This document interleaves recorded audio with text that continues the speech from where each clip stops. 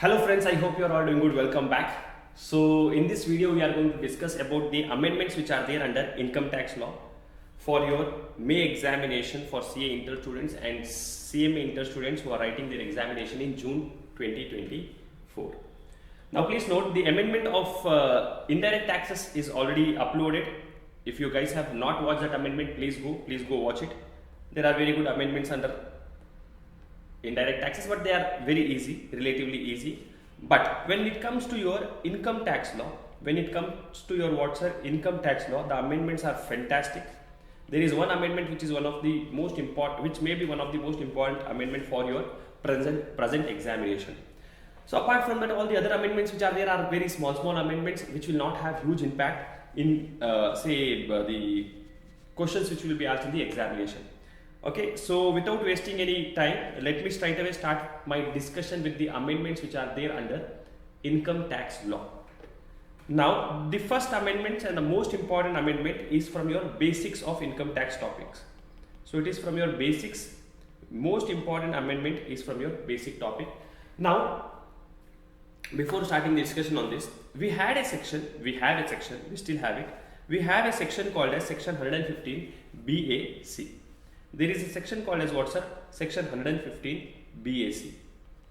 Now what was there, what was happening before means before Finance Act 2023 came into existence, what used to happen was this Finance Act, this 115 BAC was an optional section, meaning a person had an option to pay tax either at normal rates or to pay tax under 115 BAC. And 115 BAC had its own disadvantages, etc. Now these were the two options which an individual HUF firm, that is a slab rate person, a person who was liable to pay the tax at slab rate had option to pay the tax either at the normal rates or at 115 BAC.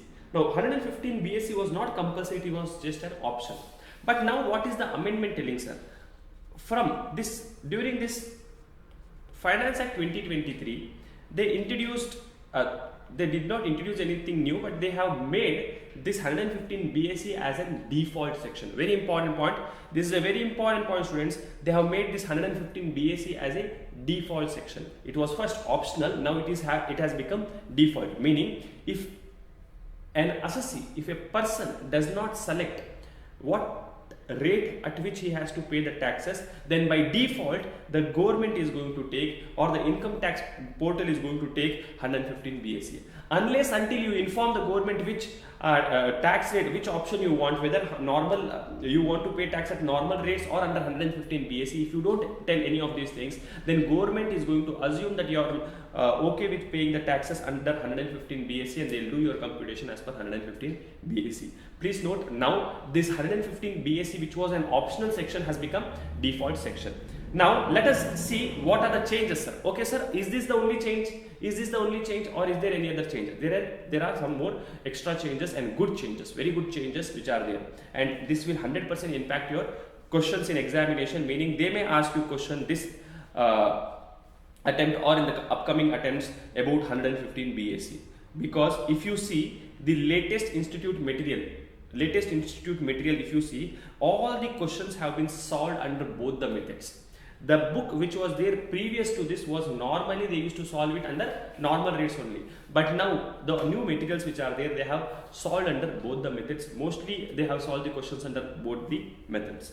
Now please note, in examination what type of question can be asked? Computation of tax rates, etc. That type of question can be asked. Now in examination, if you find the words, now please note, what am I saying? What is the default regime? What is the default regime, sir? Default regime is nothing but paying tax under 115 BAC. What is 115 BAC telling? What are the rates under 115 BAC? Everything we'll see. But what is this default regime? Default regime means paying the tax under section 115 BAC. Now you may find the questions in examination telling, please compute the tax liability of a person if he is opting for 115 BAC. Or you may find the question telling, please compute the tax liability of this particular person if he is shifting out of 115 BAC, meaning he is coming out of 115 BAC, or he is not opting for default regime. He is not opting to pay tax at default regime, or he is opting to pay tax at regular regime.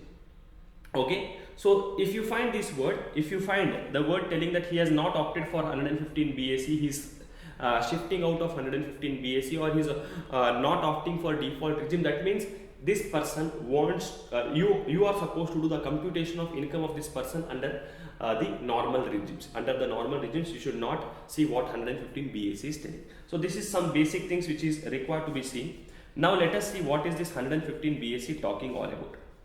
What is this 115 BAC? What are the changes in 115 BAC? Fantastic changes are there. Some changes which are very important. Some changes which are very important. Now for best understanding this section, what I have done is, I have compared 115 BAC with the normal provisions. So when you see what is happening in normal provisions and what is happening in 115 BAC, you will be able to easily understand it. What is the difference between this? You will be able to easily understand that, and accordingly, this will also help you in getting a fair idea whether a person should opt for 115 BAC or not. Now let me straight away start the discussion. Default tax regime under section 115 BAC. Default tax regime under section 115 BAC of income tax law. This section is applicable to an individual HUF, AOP, BOI, artificial judicial person. In short, this is applicable to whom, sir? This section is applicable to those people who are required to pay the taxes under slab rates. The section 115 BAC is applicable to both resident and non-resident. I don't care who you are. Whether you are a resident or a non-resident, I don't care who you are. This section will be applicable to you. 115 BAC will be applicable to a resident as well as non-resident assessee. Now, what is this 115 BAC? To understand that, let us do a comparative analysis. What is happening under normal provision, also called as optional provision, optional regime, also called as regular regime.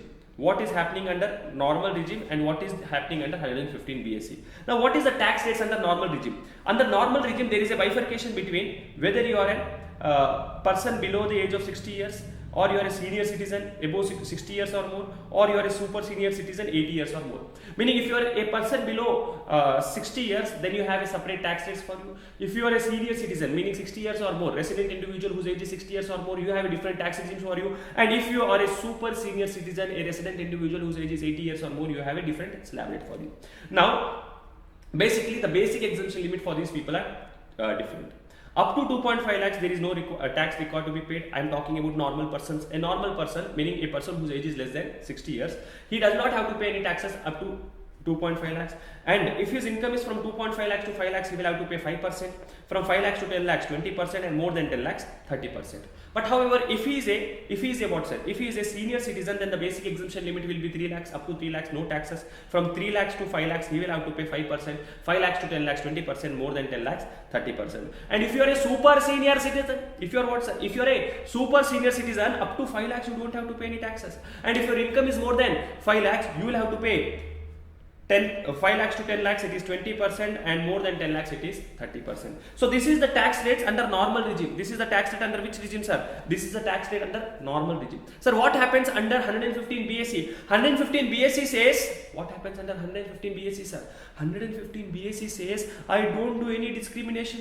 I don't do any discrimination. I don't do any discrimination between whether you are a senior citizen, or you are a super senior citizen, or you are a normal person. I don't do any discrimination. There is no age limit over here. Whether you are a senior citizen, non-senior citizen, super senior citizen, I don't care. The slab which I am going to talk about, the slab will be same for everyone. This slab will be same for everyone, meaning each of you, irrespective of who you are, you can be an individual, HUF, AOP, BOI, or artificial judicial person.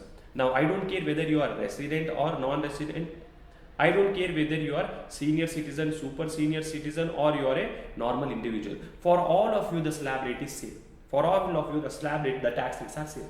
Up to 3 lakh rupees, you will not have to pay any taxes. Or you guys will not have to pay any taxes up to 3 lakh rupees. If your income is from 3 lakhs to 6 lakhs, if it is from 3 lakhs to 6 lakhs, you will have to pay 5%. If your income is from 3 lakhs to 6 lakhs, how much you have to pay? 5%. If it is from 6 lakhs to 9 lakhs, pay me 10%. 9 lakhs to 12 lakhs, pay me 15%. And 12 lakhs to 15 lakhs, pay me 20%. And if it is more than 15 lakhs, pay me 30%. Please understand this carefully. If you are a person who is who is selecting to pay tax under 115 BSE or who is opting for default regime. If you want to pay the tax under default regime, you will not have to pay any taxes up to your income of 3 lakh rupees. If your income is from 3 lakh rupees to 6 lakh rupees, you will have to pay at 5%. 6 lakhs to 9 lakhs, 10%. 9 lakhs to 12 lakhs, 15%. 12 lakhs to 15 lakhs, 20%. And more than 15 lakhs, 30%. Meaning here, for them, the basic exemption limit is 3 lakhs. 115 BSE people, the basic exemption limit is what's up? 3 lakhs. And from 3 lakhs to 6 lakhs. Meaning, see over here, there is increase in income by 3 lakh rupees. Correct? So, income is increasing by 3 lakh rupees. The tax rate is increasing by 5%. Up to 15 lakh rupees, you increase the income by 3 lakh rupees, the tax rate will increase by 5%. Once it crosses 15 lakh rupees, the tax rate is flat 30%. Okay, not okay? Okay, not okay? Okay, sir, okay. Understood, sir, understood. Okay, next. Sir, is there any surcharge applicable? Yes, surcharge is applicable for 115 BSE as well as normal people. What is the surcharge applicable for normal people? Sir, surcharge will be 50 lakhs to 1 crore. Surcharge will be applicable when, sir? Surcharge will be applicable only if your total income is more than 50 lakh rupees. In both the cases, when is surcharge applicable? When is surcharge applicable? Surcharge is applicable when your total income is more than 50 lakh rupees. So, if your total income is more than 50 lakh rupees, then you will have to pay surcharge. What is the surcharge, sir? If your income is from 50 lakhs to 1 crore, 10% of tax.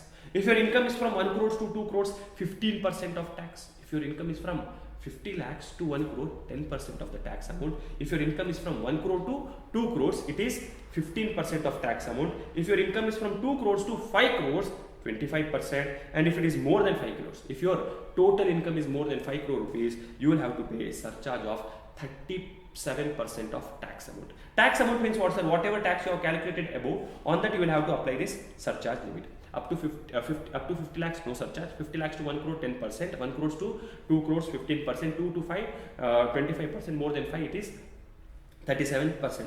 And needless to say, I hope you all know that on dividend income and capital gain income, that is short-term capital gain under section 111A, long-term capital gain under section 112 and 112A, the maximum surcharge which will be levied is 15%. Maximum surcharge on this will be 15%. If you remember, in our classroom, we have discussed this as GUBE income. We have called this as GUBE income. On GUBE income, the maximum amount of surcharge, irrespective of your total income, the maximum amount of surcharge which can be collected on this is how much, sir? 15%. 15%, 15%, 15%. Sir, what about 115 BSE people? Do they also have to pay surcharge? Answer is yes. Sir, when will surcharge be applicable for them? If their total income is more than 50 lakh rupees. If their total income is more than 50 lakh rupees, then only they will have to pay surcharge. Now, if it is 50 lakhs to 1 crores, 10% of tax. 1 crores to 2 crores, 15% of tax. And more than 2 crores, 25% of tax. Meaning the first two stages, first two limits are same. Once it crosses 2 crore rupees, it is 25%. They don't have that 37% surcharge limit. For 115 BSE people, there is no surcharge limit of 37%. For them, the maximum surcharge which you have to pay is 25% once the income crosses 2 crore rupees. Needless to say, the same provision is applicable to them also, meaning the GUBE income will not, a maximum surcharge which should be applied for GUBE income is 15%. Sir, what is this GUBE income, sir? The GUBE income is what, sir? GUBE income is your dividend income, short-term capital gain under 111A, short-term capital gain, long-term capital gain under section 112 and 112A. Okay, for them, maximum amount of surcharge which they can collect is 15%. Sir, do they get any rebate? Yes, 115 BSE people will also get a rebate and normal people also will get a rebate. Sir, what is the rebate for normal individual? See, normal individual, rebate will be given to you if you are a resident individual only. When will the rebate be given? Only if you are a resident person, rebate will be given to you. Rebate will be given if your total income is up to rupees 5 lakhs, meaning if your total income is not more than 5 lakhs, exactly 5 lakhs also it is covered, up to rupees 5 lakhs rebate will be given. How much is the rebate, sir? If the total income is up to rupees 5 lakhs, rebate will be the tax amount, the tax on your total income or the limit of 12,500, whichever is less.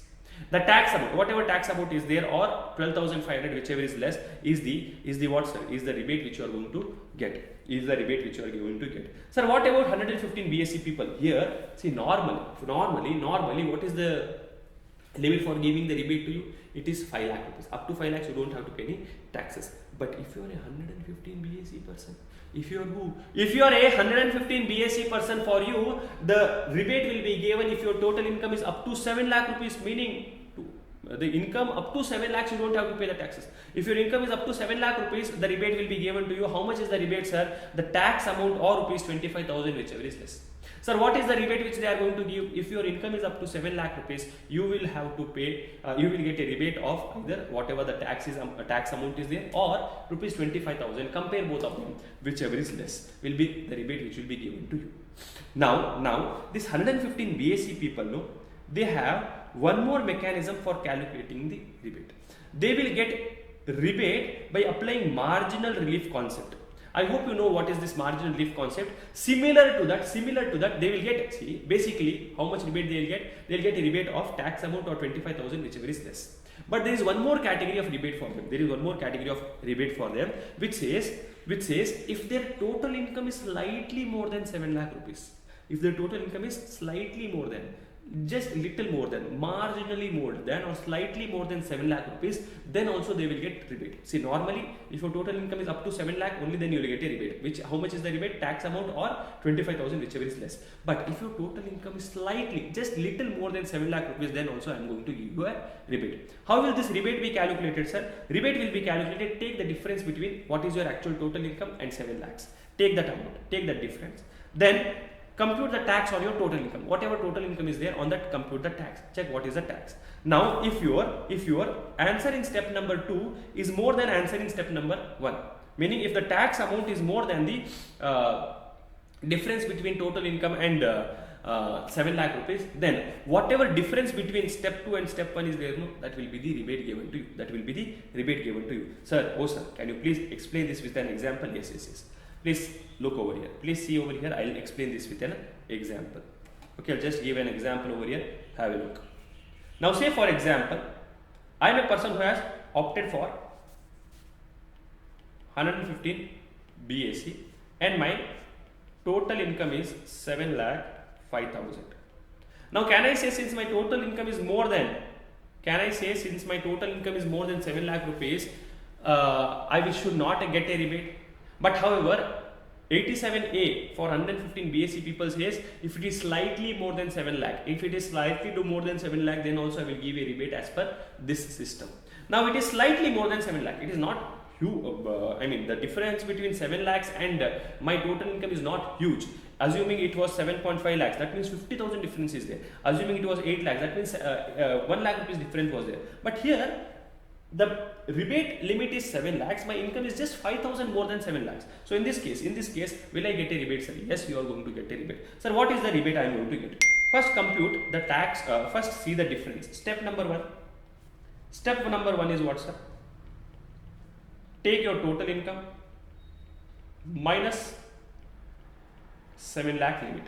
So what is the extra income you have earned? 5,000 rupees. This is the extra income which you have earned. Step number 2, take your tax on total income, which is nothing but tax on 7.05 lakhs, meaning 7 lakh 5,000. What is the tax amount on this? I think this here I have made a mistake.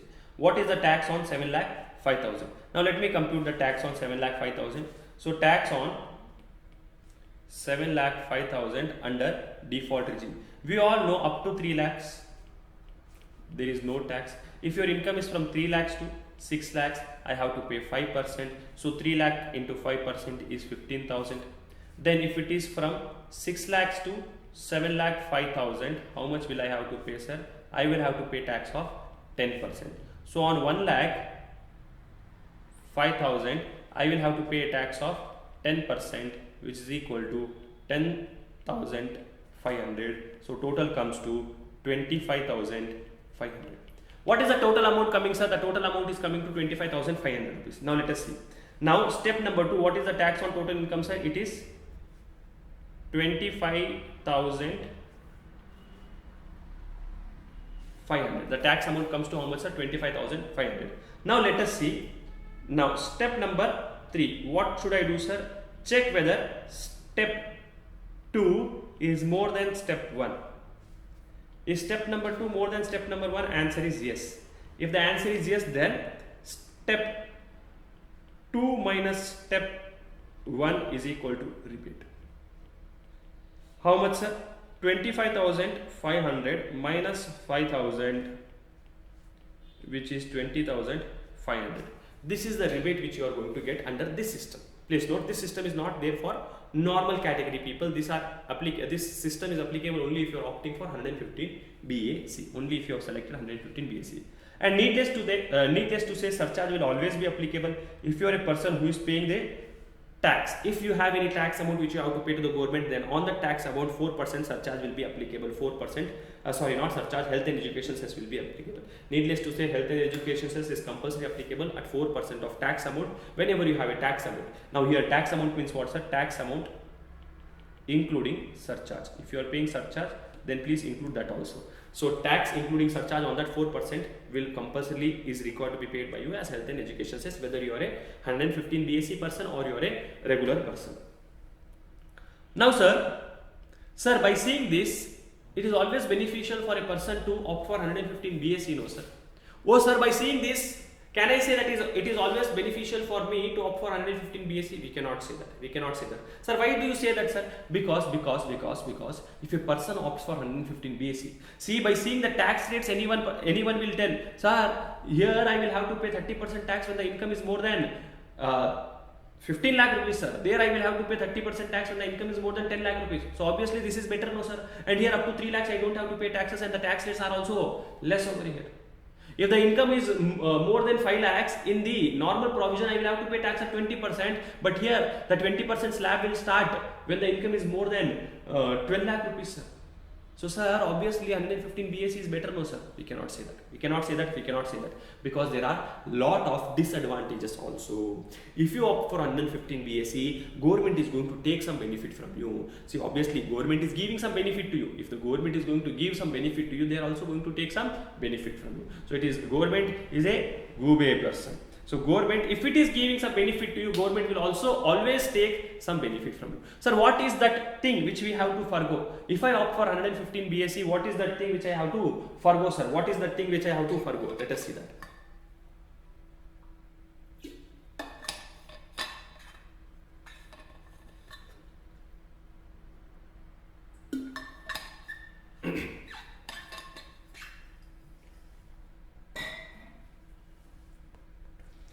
Exemptions or deductions not applicable if a person opts for 115 BAC. So if you are a person who is opting for 115 BAC, these are the benefits which you have to give it to government. These are the exemptions or deductions which will not be given to you. Now let us see income wise, different topic wise, we will see what are the benefits taken from these individual topics. So first type of income which we have is income from salary. Okay, if you are having any income from salary, meaning if you are working anywhere, if you are an employee of any company, then following will not be available to you. Following benefits will not be given to you, it will be taken back from you. Now leave travel concession benefit under section 10 subsection 5. Now leave travel concession is what, sir? It is a perquisites. Now leave travel concession is a perquisites. This perquisites is exempt under section 10(5). But if you opt for 115 BAC, if you pay tax under 115 BAC, this leave travel concession benefit will not be given to you. Sir, this leave travel concession benefit will not be given to me. Yes, it will not be given to you. Leave travel concession benefit will not be given to you. Leave travel concession under 115 BAC persons will not get this leave travel concession. Now, leave travel concession, if you remember what was exempt under leave travel concession, if you are going by air, then economy class fare. If you are going by any other mode, then first class AC ticket. If railway facility is not there, then deluxe class bus fare. If that is also not there, first class AC ticket of similar distance. That the exemption was there under section 10 subsection 5, or the actual expenses, whichever is less.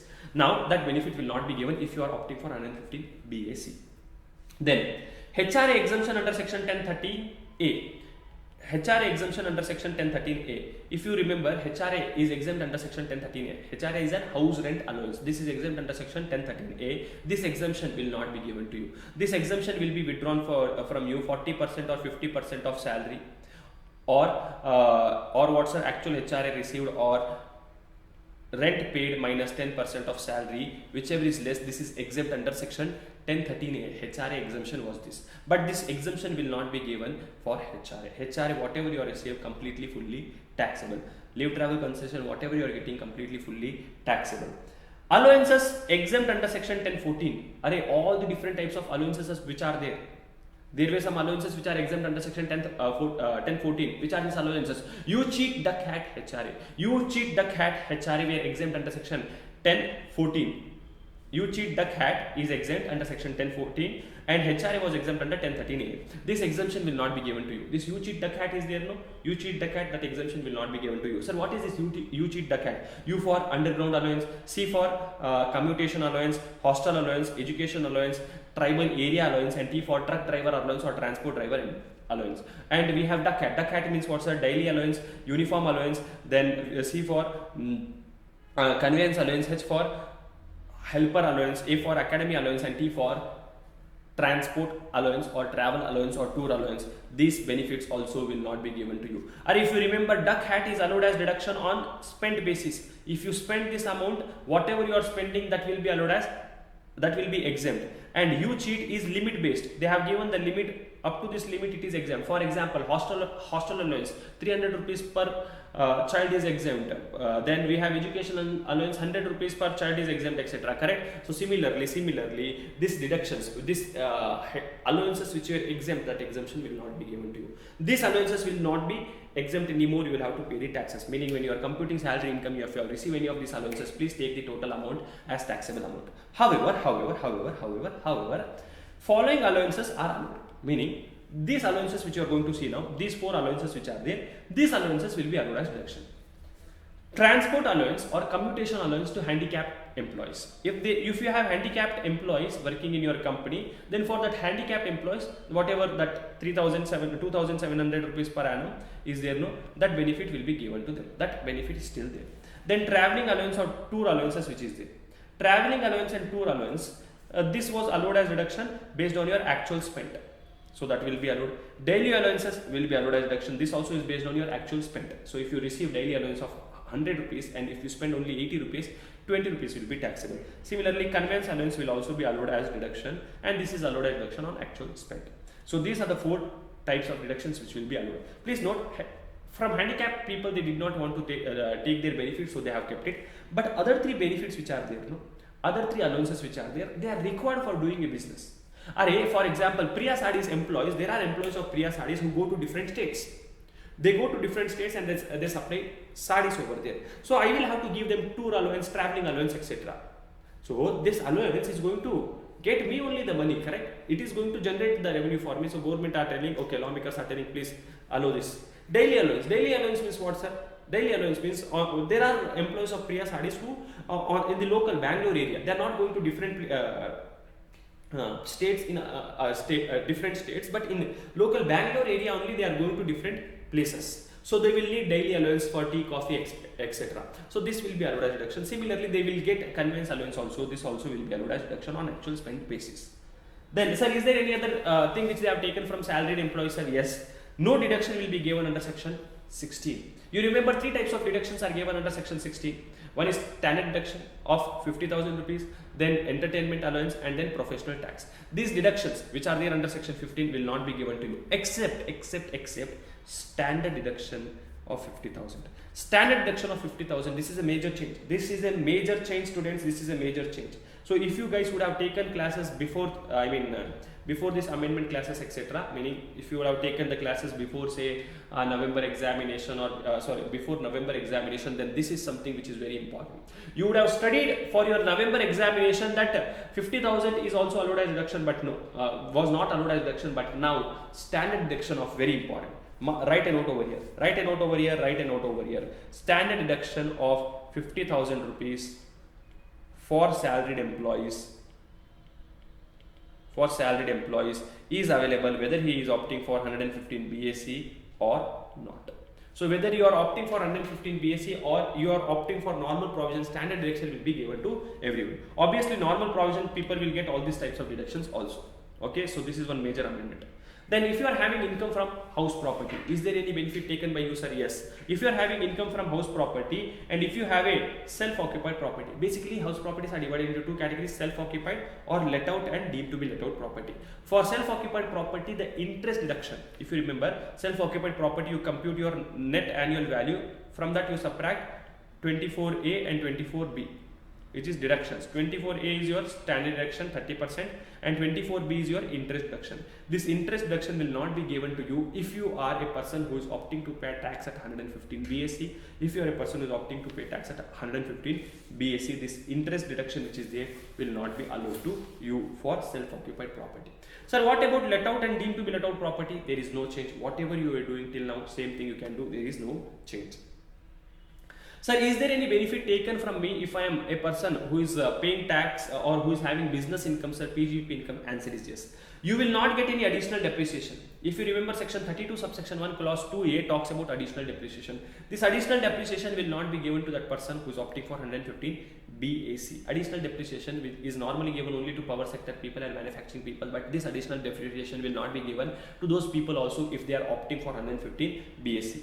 Similarly, we have a section called as section 35 which talks about scientific research. Now here there are two categories: in-house scientific research and expenditure and donation to a research organization or research association or university. In-house scientific research deduction will be allowed, but if you make any donation, if you give any donation to a research organization, research association, university, etc., then that donation will not be allowed as deduction. For example, Priya Saris, we don't do any in-house research, but there is Bharat Biotech who is doing research and we are paying some money to them. We are giving donation to them. In such cases, we will not be able to take deduction under section 35. If I opt for 115 BAC, then no deduction will be given under section 35 AD for specified business. There is a section called as section 35 AD which contains total 14 It contains total 14 businesses. These businesses are called as specified businesses. If you are doing this specified business, then whatever capital expenditure you are incurring for this business will be allowed as deduction to you. But if you opt for 115 BAC, I will not give you that. 115 BAC, if you opt for 115 BAC, I will not give you any deduction under section 35 AD. Then, sir, what about capital gain topics? Next topic is our capital gain topic. What about capital gain topic? There is no change. Why, sir? Because capital gain income is taxable under what rates, sir? They are taxable at special rates. Since they are not taxable at slab rates, there is no change under this topic. Capital gain, whatever you have studied, that is completely applicable. There is no change in this.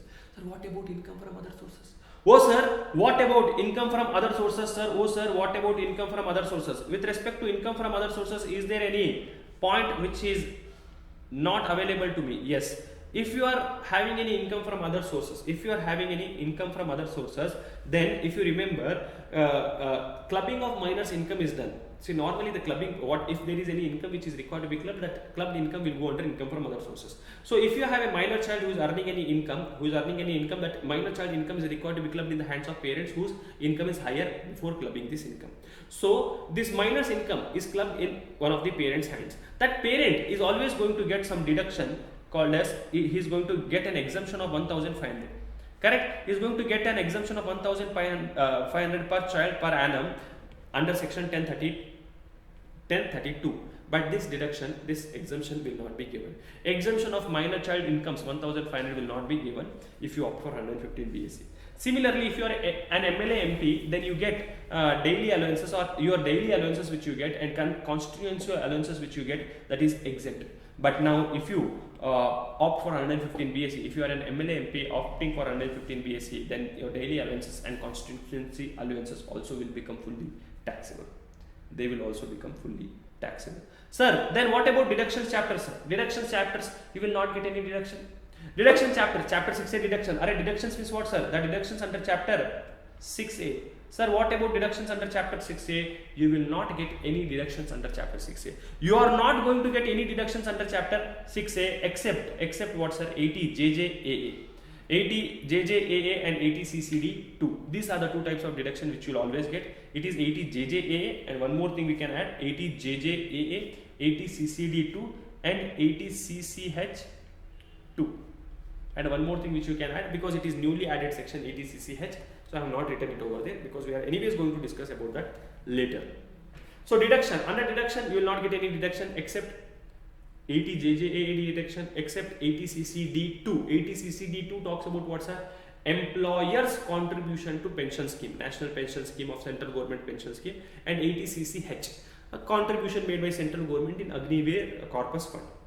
And no benefit will be given to you if you are an SEZ unit. Section 10AA benefit will not be given to you. That section 10AA benefit also will be withdrawn if you are opting for 115 BAC. Sir, what about set off and carry forward chapter, sir? Set off and carry forward chapter, what about set off and carry forward chapter? Normally, you know what happens with respect to house property loss. House property loss can be adjusted with any other head of income, maximum 2 lakh rupees you can adjust. Correct? This is what normally you are supposed to do. But if you are a person who is opting for 115 BSc and if you have a loss under house property, this house property loss cannot be adjusted under income of any head. This house property loss cannot be adjusted with any income under any other head. So loss of house property of the current year cannot be adjusted with income under any other head of this year. You cannot adjust house property loss with any other type of income. You can adjust house property loss with house property income only. Then if you have any brought forward losses, there were losses of the previous year which was not settled and therefore you carried forward it to the future years. So if you have any brought forward losses because of above reasons, because of above reasons means what, sir? Because of these things. Say for example, you have taken additional depreciation in the last year because of which you incurred a loss. Now this loss is going to be carried forward, correct, not correct? If you had a self-occupied property and in that self-occupied property you had a loss in the last year, that loss is getting carried forwarded. Now if you have such kind of losses, if you have losses because of any of the above reasons, these losses will not be allowed to be set off. Set off of brought forward losses will not be done if the losses are because of point number 5 to point number 1 to point number 5. Sir, is it all about 115 BSc? Just 2-3 points more are there with respect to 115 BSc. But yes, from your practical point of view, that is the maximum thing which is there under 115 BSc. Then what else are about 115 BSc? Please note. Whether you opt for 115 BSc or you opt for normal provision, special rate of income, special incomes are always taxable at special rates. Special incomes will always be taxable at what rate, sir? Special income will always be taxable at special rates. Sir, what is the special income, sir? Capital gain income, then your lottery betting gambling income, casual income, or online gaming income, or deemed income, or undisclosed income, etc. They will always be taxable at the same special rates. Income taxable at special rates will be continued to be taxed at special rate irrespective of whether a person is opting for 115 BSc or not. Similarly, AMT will not be applicable. Alternate minimum tax provision will not be applicable if a person is opting for 115 BSc. AMT under 115 JC is not applicable for those people who opted for 115 BSc. Then, now sir, you said, sir, 115 BSc is default, correct, sir? Yes, I said 115 BSc is default. Meaning if a person does not tell anything, what is the government going to assume, sir? Government is going to assume that he is ready to pay tax under 115 BSc and government is going to do the computation under 115 BSc. Correct, no sir? Yes. So if I want to come out of 115 BSc, what will I have to do? You will have to tell the government. Or if you don't tell anyone, then they will always assume that you are ready for 115 BSc and they will do your computation. Or even a newborn baby, even say 1 year old baby, 6 months baby, 3 months baby will have to cry. If he wants milk to drink, no, he will have to cry. Without he crying, a mother does not give him the milk, then how will you get the benefit? Similarly, you will have to tell the government. If you want to come out of 115 BSc, it is you who will have to tell the government that, sir, I want to come out 115 BSc, sir. So now, sir, when should I tell that? Now it depends on whether you are having business income, meaning the different types of income which you have, whether you also have business income or you don't have business income. So the time limit of shifting out or opting out of 115 BSc. When to shift out or opt out of default regime 115 BSc. In case the assessee has no business income, I don't have any business income, at the time of filing of your income tax return, you can come out of 115 BSc. The assessee can opt out of 115 BSc anytime before filing his return under section 139(1). He can choose to exercise the option or not for every year. So every year he can either select to pay tax under 115 BSc or come out of 115 BSc. So what if an assessee is having business income? If an assessee is having business income, he can opt out of 115 BSc at any time before filing his return under section 139(1). Option to pay tax under 115 BSc once exercised would be valid for all the subsequent years unless it is withdrawn. But for these people, no, once he selects an option to pay tax under 115 BSc, which people, a person who also has business income in his total income, then for them, once he selects to pay the tax under 115 BSc for all the future years, he will have to pay tax under 115 BSc only unless until he withdraws it. However, once such assessee withdraws to pay tax under 115 BAC, he will never be allowed to opt for the same again. However, if a person who has a business income, once he opts out of 115 BAC, never in his life again he can opt for 115 BAC till he has business income. Sir, once his business income is gone, then you can opt for 115 BAC. Okay, so this is all about 115 BAC. Let me just do a small question so that your understanding with respect to this is clear. Please note, I have given good amount of time for 115 BAC because it needs time. This is the major amendment in your income tax law. All the other amendments are very gentle. Now, for cooperative society, what is the tax rate for cooperative society? Up to 10,000. If your income is up to 10,000, if your total income is up to 10,000, 10%, 10,000 to 20,000, 20%, and more than 20,000 it is 30%. Similarly, surcharge will be applicable if your total income exceeds 1 crore, up to 10 crores it is 7%, and more than 10 crores it is 12%. Okay, now let us see, before going to the next amendment which is there, let us solve a question on 115 BAC so that your understanding about 115 BAC will be clear. Okay, students.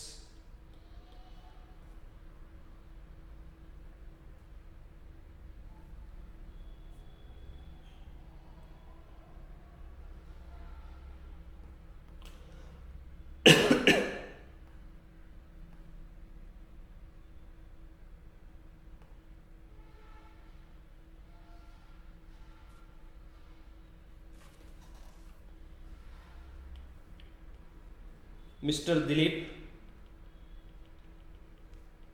aged 31 years, has a total income of rupees 10 lakhs. Compute his tax under 115 BAC and under normal provisions. Now this question, they directly say that my total income is 10 lakhs. They directly say that my total income is 10 lakhs. My total income is 10 lakhs. Meaning here, note, Dilip has no deduction under chapter 6A. Okay, and he has no deductions under chapter 6A, and he has no losses to be set off. Meaning this income, this total income which I have, this is my normal total income without taking any set off carry forward benefit, or say this is my gross total income as well as total income. So this is my gross total income. So this is my, instead of total income, you make it as gross total income. This is my gross total income. Now compute the tax. Now what will I do for computation of the tax? First I should compute the total income. Computation of total income of Mr. Dilip. So since I told that this is my gross total income, let me first compute my total income. Particulars. What will be my gross total income under 115 BAC, that is default regime, or under regular regime? Sir, my gross total income will be 10 lakhs. 10 lakhs. Do I have any deduction, sir? No, sir, there is no deduction. Less chapter 6A deductions. Nothing is there. So what is my total income? 10 lakhs. 10 lakhs. Now if I ask you to compute the tax, will you be able to compute the tax? Will you be able to compute the tax? Yes, sir. So what is tax on total income? First let me do it under 115 BAC and under normal provision. Under 115 BAC up to 3 lakh rupees no tax. From 3 lakhs to 6 lakhs it is 15,000. 6 lakhs to 9 lakhs it is 10%, so it is 30,000. And from 9 lakhs to 10 lakhs it is 15%, so it is 15,000 rupees on 1 lakh. So total comes to 60,000. Add health and education cess of 4%, so which is equal to how much, sir? 2,400. So the total tax amount will come 62,400 rupees. This is my tax under 115 BAC. Sir, what is the tax under normal provisions? Under normal provisions up to 2.5 lakhs, I don't have to pay any taxes. If my income is from 2.5 lakhs to 5 lakhs, it is 12,500. And from 5 lakhs to 10 lakhs, it is 20%, so it is 1 lakh rupees. So total income will come, the total tax will come to 1,12,500. Add health and education cess at 4%, which is how much, sir? 4,500. So total tax is 1,17,000 rupees. 1,17,000 rupees is the total tax. Sir, obviously, sir, so 115 BAC is beneficial. No, sir. The tax under 115 BAC is how much, sir? The tax under 115 BAC is only 62,400. Yes, you are absolutely right. Please note, 115 BAC is most beneficial if a person has no investment made for his future. Meaning, if he does not have any deductions under Chapter 6A, if he does not have any losses to be set off or carry forward, etc., then only 115 BAC is beneficial. Now, let us see what if he has some losses. What if he has some other some investment which he has made? What will happen in that case? Okay, so always whenever a client is coming to you, if he asks you whether you should opt for 115 BAC or you should opt out of 115 BAC, you should always ask him what is his different streams of income and what are the investment made by him. Now let us see. Let us see for what, sir? Question number 2. Dilip has business income of 10 lakhs and house property loss of 2 lakhs. House property loss of 2 lakh rupees, and he has made investment in ATC, that is PPF. Investment in ATC, for which he will get benefit under Public Provident Fund. It is 1,50,000. And he has paid health insurance premium of 20,000 rupees. Now here compute his tax liability under 115 BAC and normal provisions. Now see, the question is basically same. My income is basically same. 10 lakh rupees I am earning 10 lakh rupees, but here I also have loss of house property and I have made some investment. Now what will be my total income? What will be my gross total income? I will compute that. So answer, and I will compute the tax. We will compute the tax. Computation of total income. Computation of total income. Now see the difference. Now please understand this carefully and see the difference. Particulars. If I select 115 BAC, what is my answer? And if I select normal provisions, what is my answer? Say I will take my business income. How much, sir? My business income, I will take PGVP income, I will take 10 lakh rupees and 10 lakh rupees. Then I will take what, sir? House property loss. Under 115 BAC, I cannot adjust house property loss, but under normal provision, so I can adjust my house property loss. Then, so this is the only incomes which I have. So my gross total income will become 10 lakhs under 115 BAC and 8 lakhs under normal provisions. Then less Chapter 6A deductions. I have made investment in ATC and ATD. I will get deductions under ATC and ATD, but for 115 BAC person, no deduction will be given, and for this person it will be 1,50,000. and 20,000.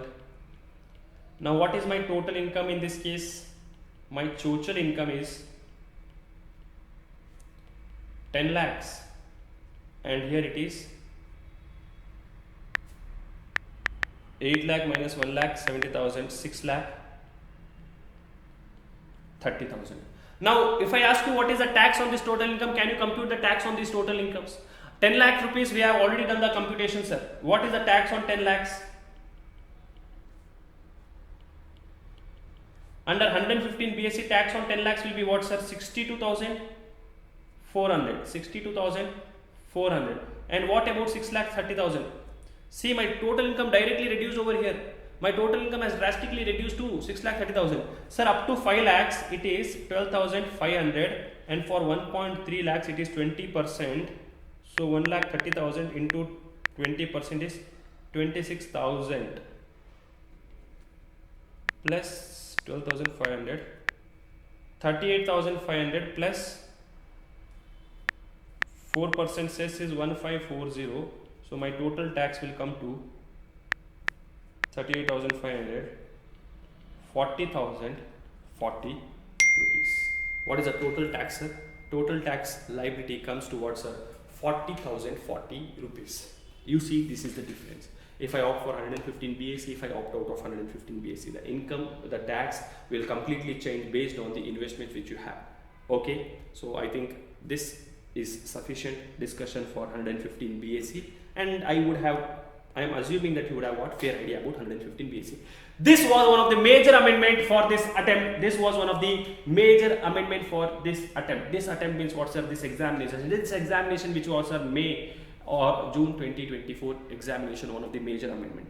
I hope you have understood this. Now, all the other amendments which are there are very small amendments. Let us discuss about this amendment. Discussion on other amendments which are there. Other amendments are relatively easy and good amendments only. What is the other major amendment, sir? Other major amendment is in your salary chapter. Again, important amendment. We can expect a question on this amendment. Now, leave salary. You remember leave salary is exempt under section 1010 AA. Leave salary is exempt under section 1010 AA. The limit for, there was a statutory limit of exemption. The limit was 3 lakh rupees. This limit has been increased to 25 lakh rupees. So leave salary which was exempt has, the limit of leave salary which is exempt is increased from 3 lakhs to 25 lakh rupees. So this is one amendment which is there. Then with respect to rent free accommodation, yes, this is something which is important. With respect to rent free accommodation, they have made complete changes. There is a change in complete limits. There is the change in percentage of computation of this exemption, etc. When an accommodation is provided by a government, other than government employer, so if your employer is not a government, so if you are working in some private sectors, etc., if your employer is other than government employer, then accommodation owned by the employer, if the accommodation is owned by the employer, what is the exemption which you are going to get, sir? The exemption will be depending upon the population, the area in which you are staying. If you are staying in a place where the population is up to 15 lakh rupees, then it is 5% of salary. 5% of salary will be what, sir? Exempt. Then if the population is from 15 lakhs to 40 lakh rupees, then it is 7.5% of salary, and if it is more than 40 lakh rupees, it is 10% of salary. So it is 5%, 7.5% and 10%. This was different before. It was 15%, 10%, I think, 15%, 10%, etc. But then anyways, what was there before is not relevant for us. So the present limit is what, sir? Up to 15 lakhs. Here also there is a change. It was up to 10 lakhs, then 10 lakhs to 25 lakhs, more than 25 lakhs. But now they have increased this limit. Up to 15 lakhs, 5% of salary. 15 lakhs to 40 lakhs, it is 7.5% of salary, and more than 40 lakhs, it is 10% of salary. Please note, what do you mean by salary for rent-free accommodation? Salary for rent-free accommodation is what, sir? BD Bumsy. What is BD Bumsy? B for basic pay, D for dearless allowances, B for bonus, commission, etc. B for bonus, A for what, sir? All the different types of allowances, monetary amounts which you receive, and commission. So BD Bumsy, salary for rent-free accommodation is called as BD Bumsy. Now, what if that accommodation which is provided, rent-free accommodation which is provided by the employer to you is a rented premises? It is, see, if it is owned, it is 5%, 7.5%, 10%. If it is rented, then actual rent paid or 10% of salary, whichever is less, will be taken as the value of rent-free accommodation. That will be taken as value of rent-free accommodation. Okay. Now there is one more point with respect to this amendment which is not relevant for intermediate level, that is not so much relevant. So we'll ignore this additional information which they have given. Then, sir, what about business, sir? What about business? What about business income? Business income, is there any changes?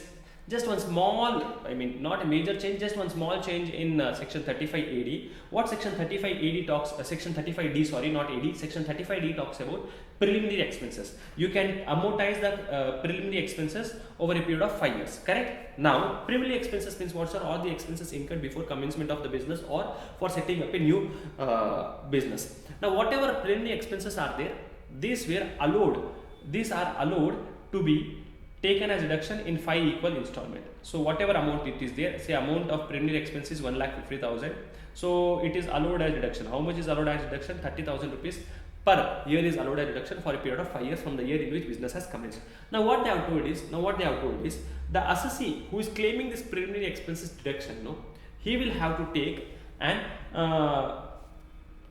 what is that called as, he will have to prepare a statement of this and file that statement 1 month before filing of his return. 1 month before filing of his income tax return, he will have to upload a statement telling that this is my preliminary expenses for this year. He will have to give that statement.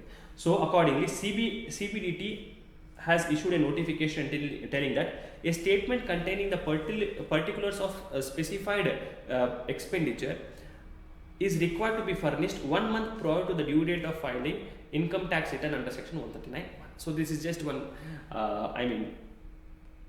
procedural aspects not important from exam point of view. Maybe MCQ they may ask.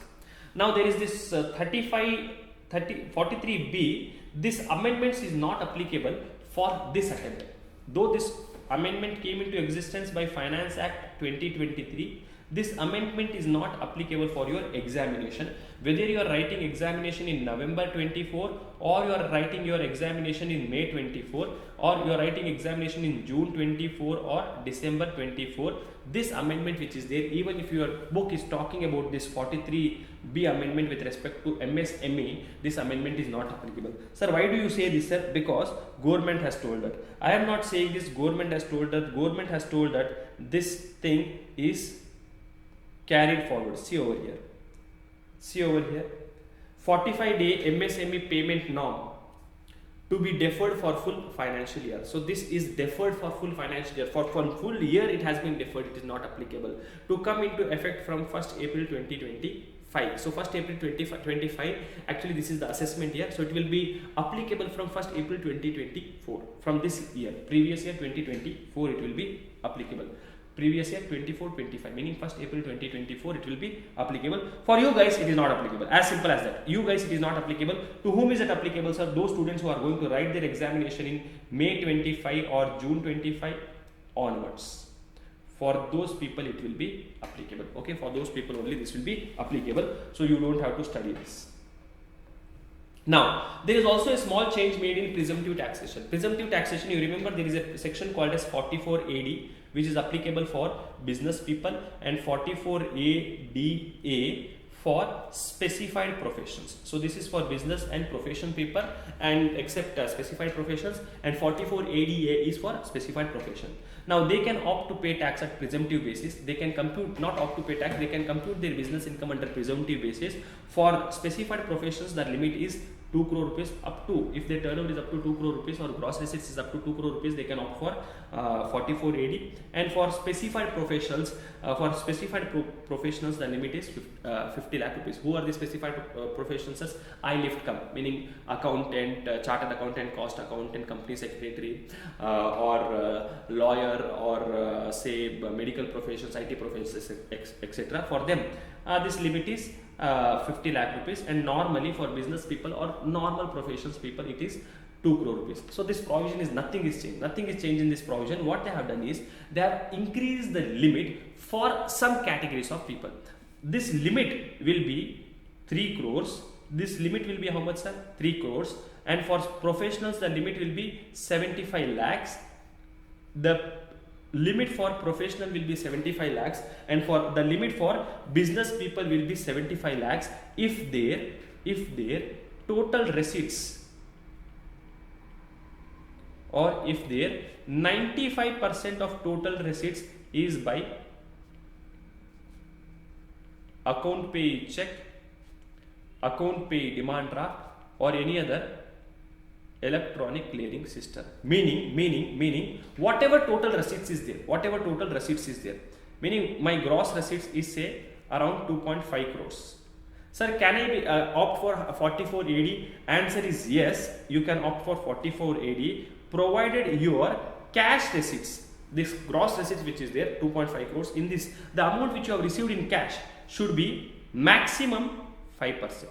It should be how much, sir? Maximum 5%. Similarly, for specified professionals, that limit is 5%. Maximum gross receipt should be 5%. Gross receipts in cash should be maximum 5%. 5% of what? Total. So total is 2.5 crores. So maximum how much can be in cash, sir? 2.5 crores. Maximum how much can be in cash? 2.5 into 5%, which is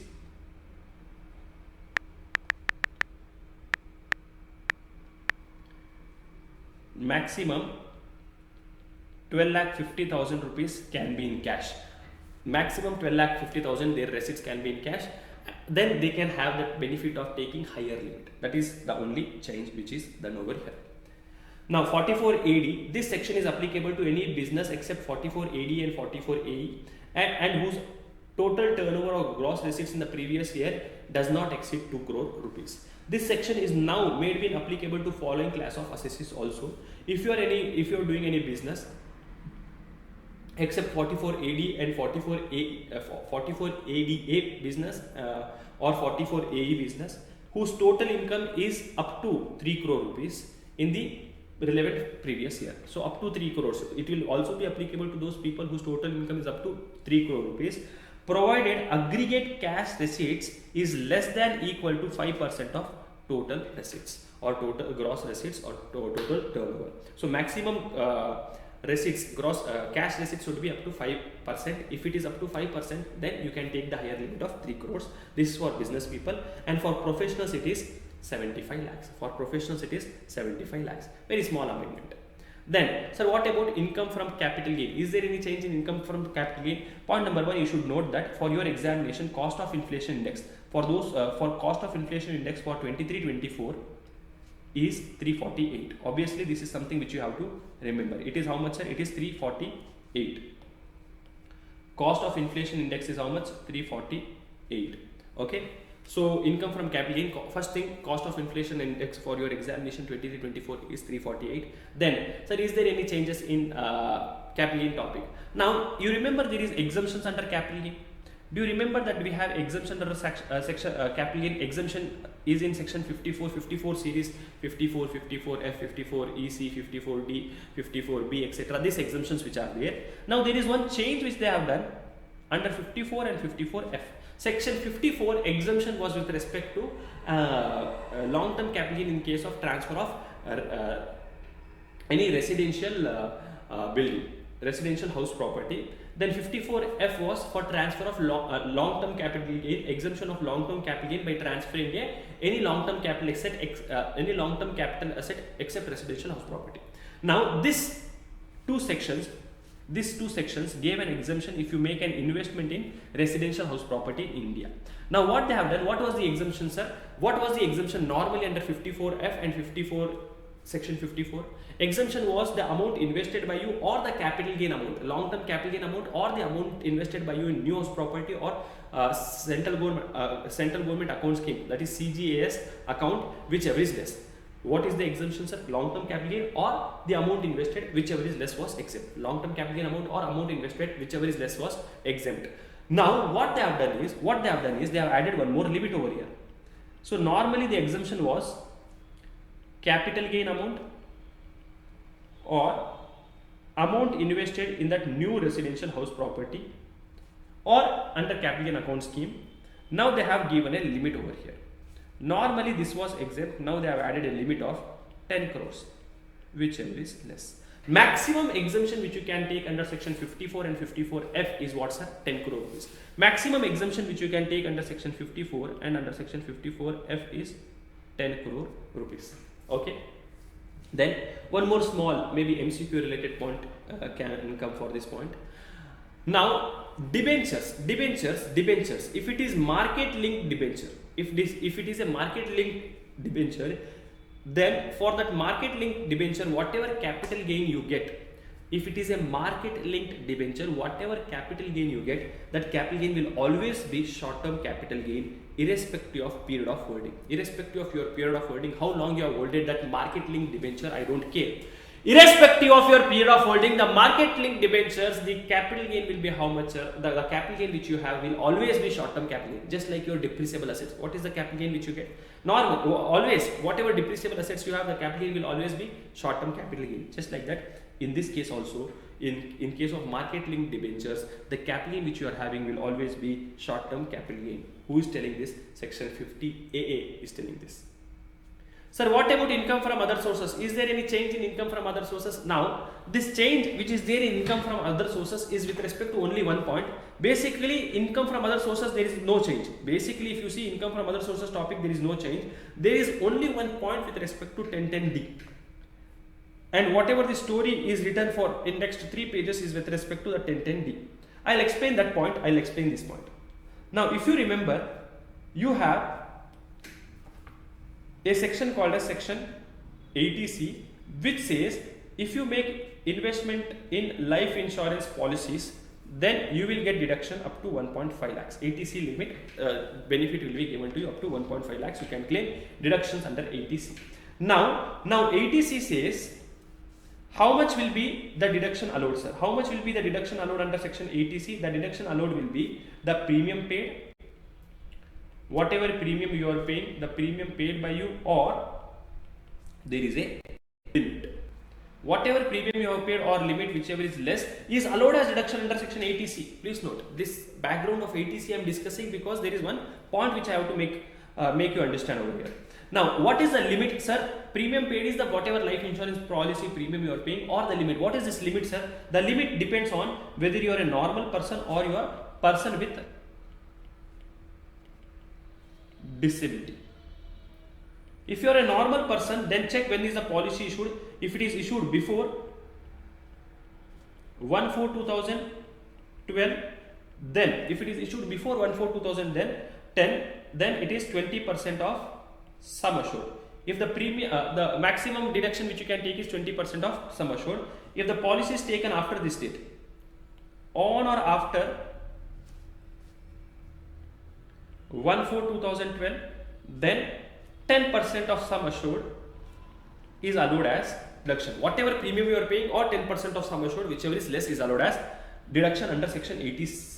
80C limit, how much benefit I can take under 80C. This is what this point is telling. And for person with disability, so if it was before 1/4/2012, then it is same 20% of sum assured. And if it is during the previous year 12-13, which is from 1st April 2012 to 31st March 2013, it was 10% of sum assured. And from on and after 1/4/2013, it is 15% of sum assured. Okay, 15% of sum assured, that will be exempt. So whatever premium you are paying or this limit, whichever is less, will be exempt. Now, let me come to my main point of discussion. Now, whatever lump sum amount you get, okay, I hope this background is clear to you all. You should be knowing all these things.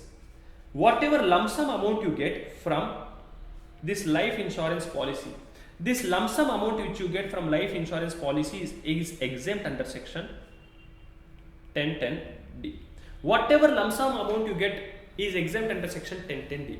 Whatever lump sum amount you get from life insurance policies is exempt under section 1010D. This exemption will be given, exemption under section 1010D is available, please understand this carefully, is available only if premium paid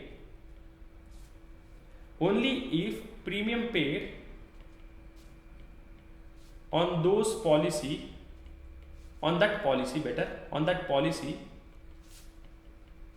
only if the premium paid on that policy is up to ATC limit. Meaning, if the premium which you have paid, every year you will have to pay premium for a certain period of time. If the premium which is paid by you is within the limit of this ATC, that is 20% of sum assured if it is issued before 1/4/2012, and after 1/4/2000 on or after 1/4/2012 it is 10% of sum assured. Let me just talk about normal people. 10% of sum assured. Then it will be exempt. Whatever amount life insurance policy is going to give you after the maturity of that policy will be exempt. Or case number two. Case number two. Amount is received upon death of policy holder. So if the amount is received upon death of policy holder, who will receive the amount? Nominee will receive the amount. This is always exempt. It is always exempt, irrespective of how much premium was paid. If the amount is received upon death of the policy holder, it is always exempt irrespective of what is the premium paid. But if the policy holder is alive, I mean he does not die during the period of policy, he is alive, then the exemption will be given under section 1010D on the amount which you receive only if the premium which you have paid during the term of the policy was within the limit of 80C. Now this is what is the provision telling. This is what you would have learnt also. Now there is one small amendment applicable from 1/4/2023. So this is not for old policies. This is applicable only for policies issued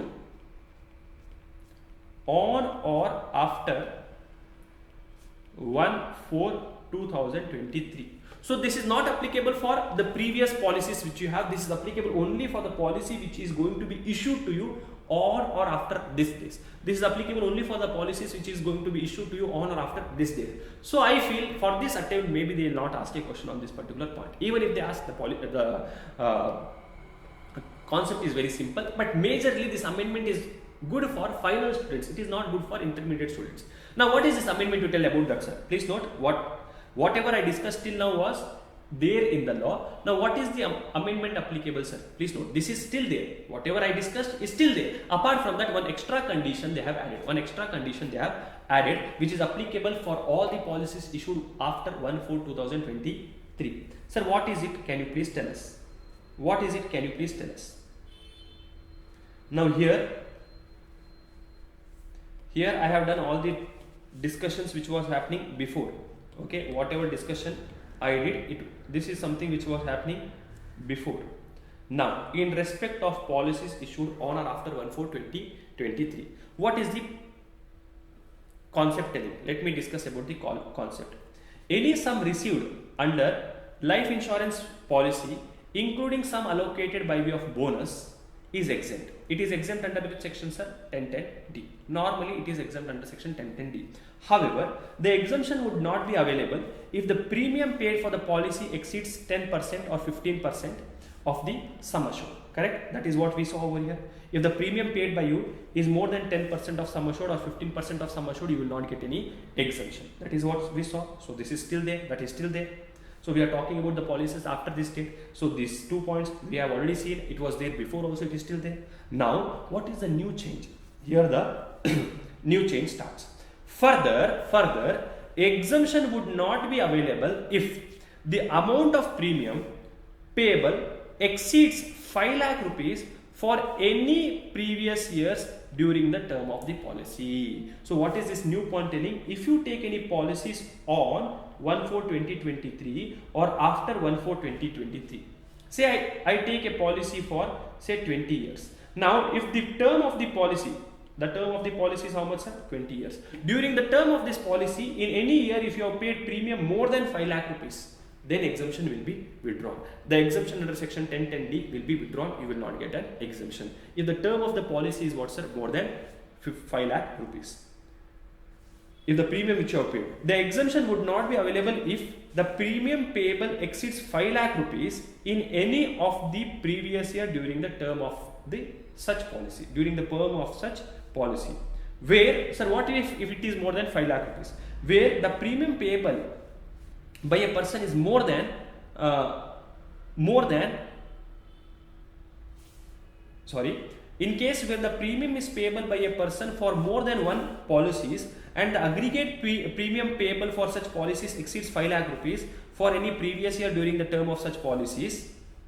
So if it is one single policy, if you have a single policy, the limit is 5 lakhs. If you have more than one policy, then the total limit should not be more than 5 lakhs. If it is one policy, if you have only one policy, no problem, 5 lakh rupees. If you have more than one policies, then the total combined limit together is also, the combined limit is also 5 lakh rupees. Exemption would be available for those policies. Sir, what if the combined limit is more than 5 lakhs? If the combined limit is more than 5 lakhs, so this is point number 1 and this is point number 2. So point number 2 has these 2 points. Sir, what, see, if it is single premium, if it is a single policy, I have only one policy in my life, I have taken only one policy and the premium is more than 5 lakhs, taxable. Whatever amount you receive on the maturity is fully taxable. If I receive, if the premium paid by me is less than 5 lakh rupees, whatever amount I am going to receive on the maturity is fully exempt under section 1010D. Now, what if the premium is more than, sir, what if I have more than one policies? What if I have more than one policies? If you have more than one policies, then I will check your premium. If you have more than one policies, then I will check your premium. Is your premium exceeding more than 5 lakh rupees? Yes, sir. Then exemption will be available for those policies whose premium is less than 5 lakhs. So exemption will be given. So I have 3 policies. Now when I have 3 policies, one policy premium is more than 5 lakhs, other 2 policies is less than 5 lakhs. The total exceeds 5 lakh rupees. Okay. So in this case, those policies for which the premium is less than 5 lakhs is exempt. The policy which is having premium of more than 5 lakhs will be taxable. In simple words, if you take any policy on or after 1/4/2023, if you take any life insurance policy and the premium which you are paying for such life insurance policy, for that one particular life insurance policy is more than 5 lakhs, it is fully taxable. Whatever amount you receive on maturity is fully taxable. Okay, not okay? Okay, not okay? So, in short, the condition of 10%, 15%, 20% or 5 lakhs would not be applicable if the amount is received upon death. So, one note I have written: if the policy money is received upon death, no conditions are applicable. No conditions are applicable. And whatever sum you received under key man insurance policy or unit linked insurance policy is always taxable. It is not exempt. Now, to explain the above amendment, I have made this small example. Let me just give this example so you will understand. Now please note, now I will have to do 3 checks. Because of that new amendment. I will have to check whether the policy is issued to me, whether the policy is taken on or after 1/4/23. Then what is the premium amount? Then 10%, 15% criteria also I will have to see. Now what is the date of issue of policy? 1/4/2023. So can I say here 5 lakh concept will not be seen? If the policy is before 1/4/2023, I will not have to see that 5 lakh criteria. So here the policy is what, sir? The policy is issued on 1/4/2013 and the premium which I have paid is 6 lakhs. So what shall I do? No problem. Whatever amount you receive on maturity, sum assured is 60,000. Whatever amount you receive on maturity, fully exempt. Now in this case, these 2 tests will not be conducted. Check whether the policy is issued. Check whether the policy is issued on or after 1/4/2023. No.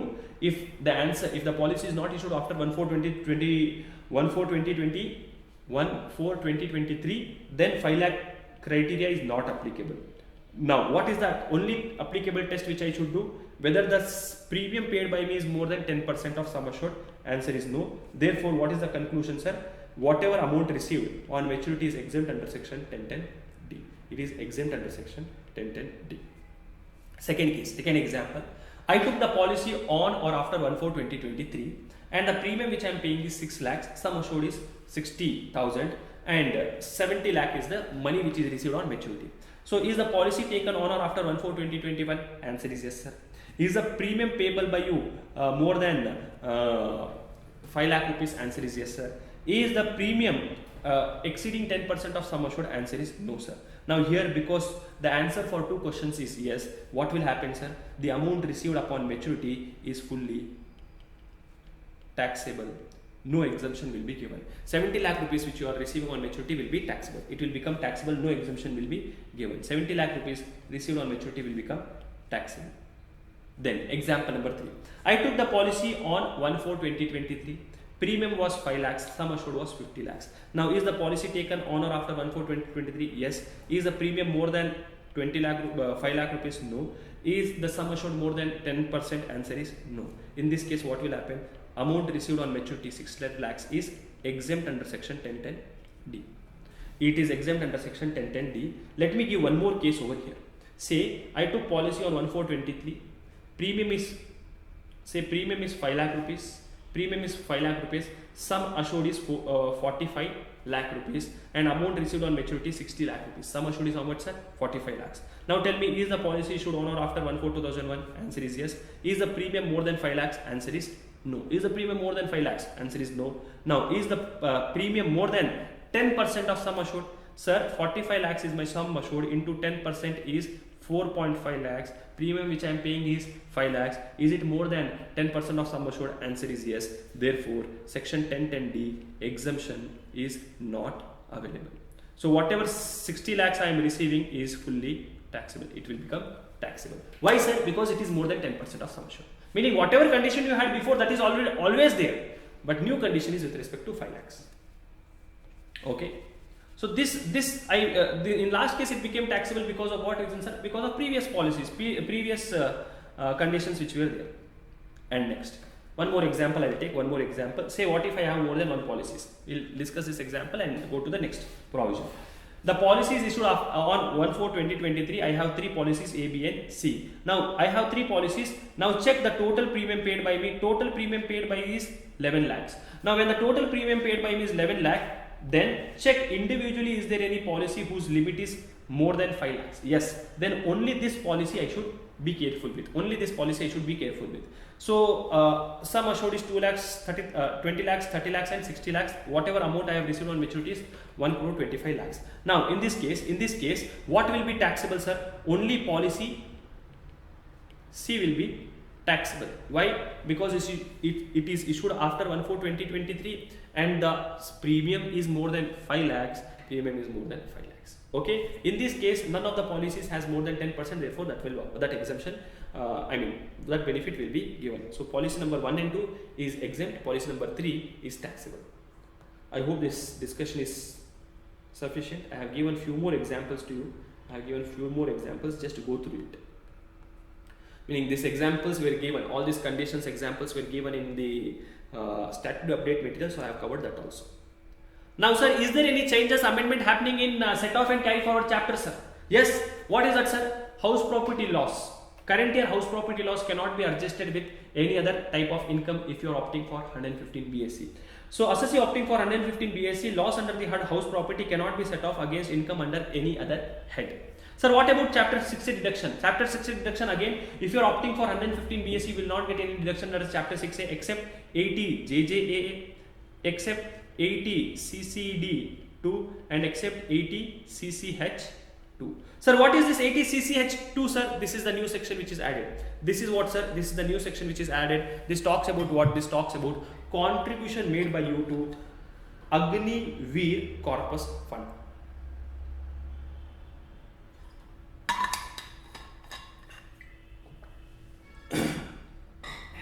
Now, recently means 2 years back, I think in the year 2022, if I am not wrong, the government of India came with a concept called as Agnipath scheme. Agnipath scheme. It came with a concept called as Agnipath scheme, wherein all the young Indians who were interested to join army, they had given an opportunity to them to join Indian army. So they could join Indian army under this particular scheme. So if you have joined army under this scheme, then government was giving fantastic benefit was given under this scheme, wherein you will have to work only for 4 years and you will get pension for life. So some benefit like this was given, and it was a fantastic provision. Many people has opted for this provision. So now what happens is, whatever salary government is going to give you, they will take some amount of that salary and put it in a corpus fund, a fund called as Agniveer Corpus Fund. Okay, government needed wanted to recruit many people under army, so they came up with this concept. So meaning of Agnipath scheme. What is this Agnipath scheme? Agnipath scheme, let me just discuss about this. Please note, this is exactly same like your 80 CCD2. It is exactly same like your 80CCD. It is exactly same like your 80CCD. In 80CCD we have National Pension Scheme, Central Government Pension Scheme, or Atal Pension Yojana. We have these three things: National Pension Scheme, Central Government Pension Scheme, and Atal Pension Yojana. Here we have Agniveer Corpus Fund. That is the only difference. That is the only difference. Everything else is exactly same. Obviously, contribution amount will be different. Exemption amount will be different. What is this scheme, sir? It is called as Agnipath scheme. It is a scheme which is made by central government, launched in 2022 for enrollment of Indian youth in Indian Armed Forces. So we wanted Indian youth to come to Indian Armed Forces. So we have got up this scheme. Meaning of Agniveer Corpus Funds. Agniveer Corpus Funds means a fund in which consolidated contribution is made by all the Agniveers. Agniveers are the people who are joining the Indian Army because of this particular scheme, and matching contribution will be made by central government also. Meaning, so there is a fund called as Agniveer Corpus Fund. In this, contribution will be made by the Agniveers, which is nothing but the youth, and also contribution will be made by central government. What are the features of this fund? What are the features of this fund, sir? Each Agniveer is going to contribute 30% of his monthly package to the fund. Further, the government will also contribute the matching amount. So if his salary is 1 lakh rupees, he will have to put 30,000 in this amount, and the government also is going to put 30,000 in this particular fund. The government will also pay subscriber interest on whatever amount is outstanding in this fund from time to time. So whatever amount is getting accumulated in this fund, from time to time you will also get interest on this amount. Now, whatever contribution you have made, you will get a deduction under section 80CCH. Whatever contribution is made by the Agniveer himself, he will get a deduction under section 80CCH1. And whatever contribution is made by central government in this fund, first it will be added to his salary. First it will be added to salary, and then deduction will be given under section 80CCH2. Deduction will be given under which section, sir? 80CCH2. So deduction under 80CCH will be section 80CCH provides for deduction for contribution made in Agniveer Corpus Fund by an individual enrolled in Agnipath scheme as well as central government. How much is the deduction?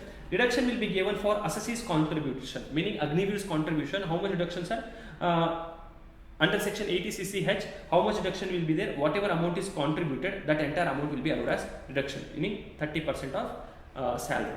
However, this deduction under section 80CCH1 will not be available to an individual if he is opting to pay tax under section 115 BAC. If you are opting to pay tax at 115 BAC, you will not get deduction. Only if you are shifting out of 115 BAC, deduction will be given. Sir, what about central government contribution? Deduction will be given under section 80CCH2. How much deduction, sir? Whatever contribution is made. Basically, what is the deduction? Contribution made or limit of 30% of salary, whichever is less, will be allowed as deduction. Now, central government deduction will be given. Central government deduction will be given even if the assessee has irrespective of whether the assessee is opting to pay tax at the normal rates or 115 BAC. It does not make any discrimination. They will give you the deduction. So this is all about 80CCH new scheme which they have got. Now similarly, fantastic change they have made. So they may ask a question on this, because this is a small change but maybe having a huge impact on your total income question. 80G talks about donation. Whatever donation you make, you will get deduction. Deduction in respect of donation to certain funds. Funds eligible for 50% deduction without qualifying limit. So there were some funds, if you contribute the money in this fund, you will get 50% deduction. Whatever amount you have contributed, assuming you donated 1 lakh rupees, you will get 50,000 rupees deduction under section 80G. Now here they have removed 3 funds. Basically, there were only 4 funds. They have removed 3 funds. Which are these 3 funds? Nehru family funds. One is Jawaharlal Nehru Memorial Fund, Indira Gandhi Memorial Trust Fund, and Rajiv Gandhi Foundation Fund. So these 3 funds have been removed. So 50% criteria is applicable only for one fund now, which is Prime Minister Drought Relief Fund. Prime Minister Drought Relief Fund. This is all about your amendments applicable for upcoming examination. I hope you enjoyed this video. I hope you have studied all the provisions properly. I will make a revision video of GST as well as income tax. Super fast revision video, which is normally called as Sanjeevani Booty. It will come in the month of April very soon. So let us meet in that video. Till then, tada. Bye bye. Take care. Enjoy. Happy studies. Study hard. Study well.